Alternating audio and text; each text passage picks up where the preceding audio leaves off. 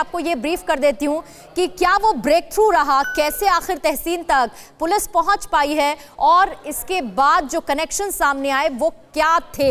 सबसे पहली बात, इजराइल एम्बेसी के बाहर जो धमाका हुआ उसकी जांच चली जब, तो कुछ इनपुट्स बरामद किए गए और उन्हीं इनपुट्स के आधार पर जब डॉट्स कनेक्ट किए गए तो पहला डॉट मिला टेलीग्राम के जरिए जैश उल हिंद ने धमाके की जिम्मेदारी ली थी। उसके बाद तफ्तीश और आगे बढ़ती है और जिस फोन से धमाके की जिम्मेदारी ली गई वो तिहाड़ में एक्टिव था, इसी फोन को बरामद किया गया। एंटीलिया के बाहर जो विस्फोटक मिला उसकी जिम्मेदारी भी जैश उल हिंद ने ही ली और इसीलिए यह कनेक्शन सामने आया। टेलीग्राम से विस्फोटक रखने की जो जिम्मेदारी थी उसे ले ली गई, उसे ऑन किया गया उस टेलीग्राम चैनल के जरिए जिसे उस फोन के थ्रू क्रिएट किया गया था और उसके बाद पुलिस इसमें आगे बढ़ती चली गई, डॉट्स कनेक्ट करती गई। टेलीग्राम फिर उसके बाद मुंबई पुलिस की जांच में खुलासा हुआ कि टेलीग्राम चलाने में जो इस्तेमाल नंबर है वो तिहाड़ में एक्टिव किया गया है और उसके बाद ही ये रेड मारी गई। दिल्ली पुलिस ने तिहाड़ में छापेमारी की और छापेमारी के लिए जब जेल नंबर 8 में पहुंची तो तहसीन के बैरक से मोबाइल बरामद हुआ। एक नहीं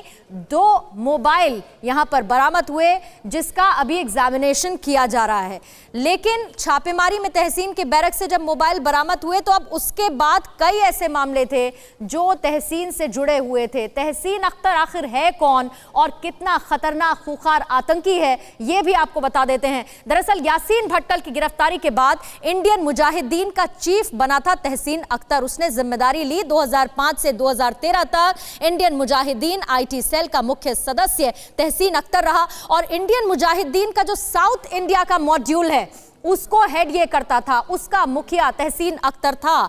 देश के कैसे कई राज्य हैं जिसमें इंडियन मुजाहिदीन के लिए आतंकियों की भर्ती तहसीन अख्तर ने ही की है और पटना, हैदराबाद, बेंगलुरु, चेन्नई में जो धमाके हुए उसका आरोपी कोई और नहीं बल्कि तहसीन अख्तर है। बम बनाने में माहिर है, डॉक्टर बम के नाम से कुख्यात तहसीन अख्तर जाना जाता रहा है। इलेक्ट्रॉनिक गैजेट्स की जानकारी है, इसको काफी टेक्निकल नॉलेज है। इसके साथ ही आतंकियों को गैजेट्स की जानकारी देने का काम तहसीन अख्तर का है, इसी को लेकर वो उनको ट्रेन करता है। पाकिस्तान में जो इंडियन मुजाहिदीन का हैंडलर बैठा है मोहसिन चौधरी, उससे इसका संपर्क भी रहा, इसके डॉट्स भी पुलिस को मिले अपनी इन्वेस्टिगेशन के दौरान। तो ये तमाम चीजें जो निकलकर सामने आई जिसमें आज दिल्ली पुलिस आगे का एक्शन क्या लेती है उस पर जरूर नजर बनी रहेगी। जितेंद्र मेरे सहयोगी बने हैं, अश्विनी भी मेरे साथ बने हुए। अश्विनी, जरा ये बताइए कि अब आज जो दिल्ली में सारा घटनाक्रम सामने देखने को मिल रहा है उसके बाद और ये तमाम जानकारी हासिल करने के बाद अब मुंबई में पुलिस महकमे में किस तरह की हलचल है इस केस को आगे बढ़ते हुए देखकर?